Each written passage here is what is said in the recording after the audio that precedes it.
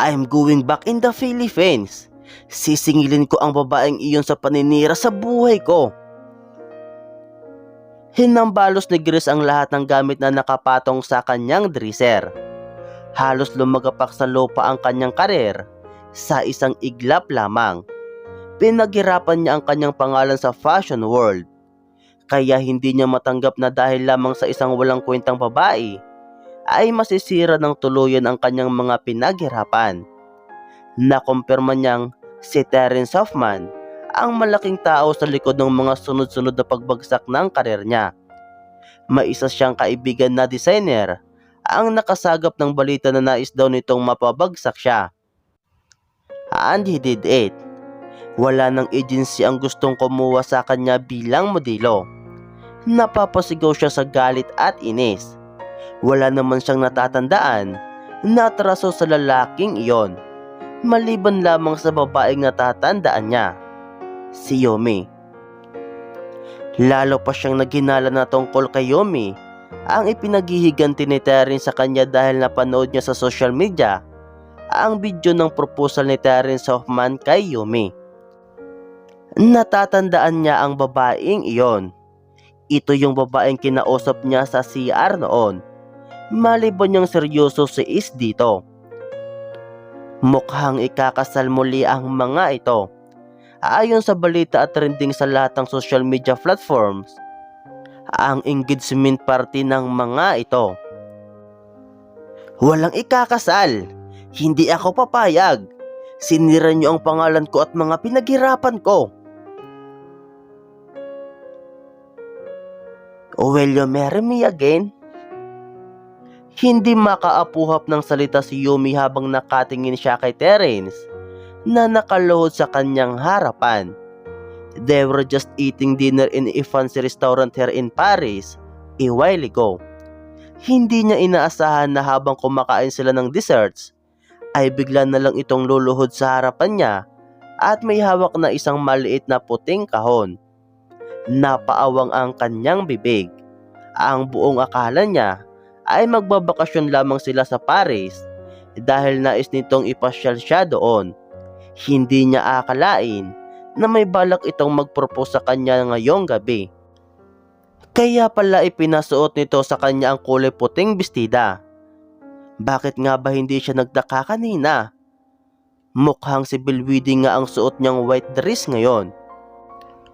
She's wearing an off-shoulder white dress.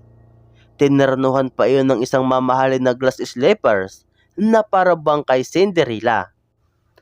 Ipinasuot iyon ni Terence sa kanya dahil formal attire daw isinusuot sa restaurant na pupuntahan nila. Then all of a sudden ay may pasabog pala itong proposal. Yes. Halos mapapiyok siya sa pagsagot sa buong pusong tanong nito. Nangingislap sa pagmamahal ang mga mata ni Terence habang nakatingin ito sa kanya. Kaya naman nang sagutin niya ito ng oo, ay napangiti rin pati ang mga mata nito. Isinuot agad nito sa kanya ang isang diamond ring na nasisigurado niyang milyon-milyon ang halaga. Pagkatapos ay sabay silang tumayo upang magyakapan ng mahigpit. Nagpalakpakan naman ang mga tao sa paligid. This place is just so romantic dahil nasa tapat lang nila ang Eiffel Tower. They were inside Jolie's Bernie restaurant. Hindi akalain ni Yumi na doon magaganap ang proposal sa kanya ni Terence. Pakiramdam niya, lumulutang siya sa kaligayahan. I love you so much. Mahigpit na yakap ang ibinigay nito sa kanya bago siya nito hinalikan ng mapusok sa kanyang labi. Lalo pang kinilig ang mga tao sa kanila. Kanina pa nga may napapatingin sa kanila dahil agaw at tensyon talaga ang kagapuhan nito. Guwapong-guwapo ito sa suot nitong black tuxedo. Lalo itong gumuwapo dahil nagpaayos pa talaga ito sa salon. Pinaayusan kasi siya nito kanina sa isang salon at nakisabay lang raw ito upang hindi mainip. Iyon pala, ay planado na talaga nito ang mga mangyayari sa gabing iyon. Mahal na mahal rin kita, Terence. Panay ang tulo ng kanyang luha dahil sa labis na kasiyahan. Kahit asawa na kita, gusto pa rin kitang pakasalan muli. Sa pagkakataon na ito, toto pa rin ko ang dream wedding mo, mahal ko. Pinagdikit pa ni Terence ang kanilang mga noo habang sinasabi iyon sa kanya. Walang paglagyan ang ligaya sa kanyang puso. Mahigit 2 buwan simula nang mag-propose si Terence sa kanya, ay naging busy silang dalawa sa preparasyon ng kanilang kasal. Nais ni Terence sundin lahat ng kanyang gusto upang matupad daw nito ang dream wedding na gugustuhin niya. Wala daw itong problema kahit gaano kalaki ang gagastusin nito. Tuwang-tuwa ang pamilya ni Terence noong mabalitaan ng mga ito ang proposal ni Terence sa kanya. Nagpapasalamat si Yumi dahil tinanggap pa rin siya ng pamilya ni Terence kahit na marami siyang kasalanan sa asawa niya. Ma'am, kayo ho ang pinakamagandang bride na naayusan ko.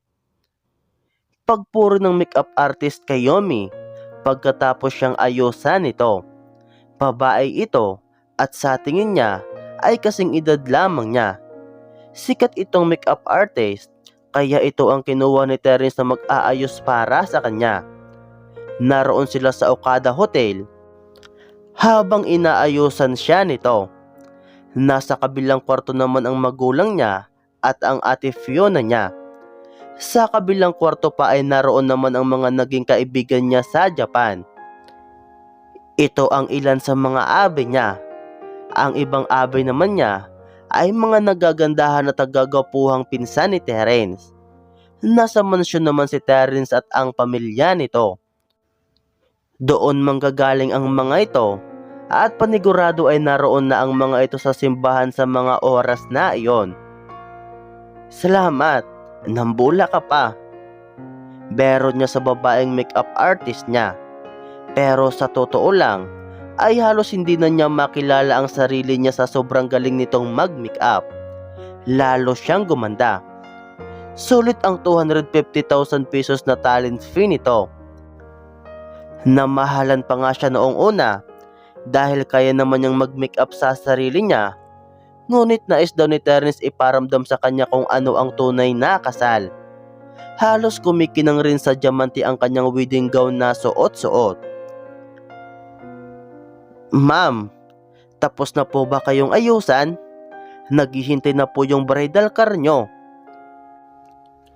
Sabay silang napalingon sa babaeng organizer ng kanyang kasal.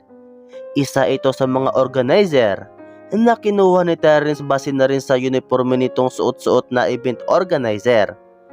Kahit tila ngayon pa lang niya nakita ang mga babaeng iyon. 2 babae iyon na sumusundo sa kanya. Yes, katatapos lang.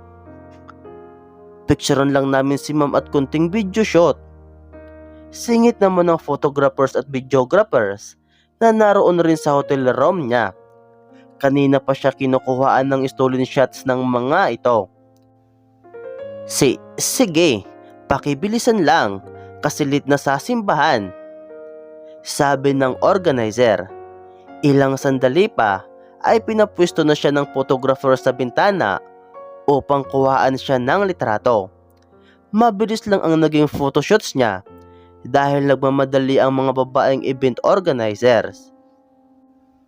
Sa kabilang karkas sumakay. Sita ng isang event organizer sa makeup artist niya na akmang papasok rin ito sa bridal car na naghihintay sa kanya. Ay bakit?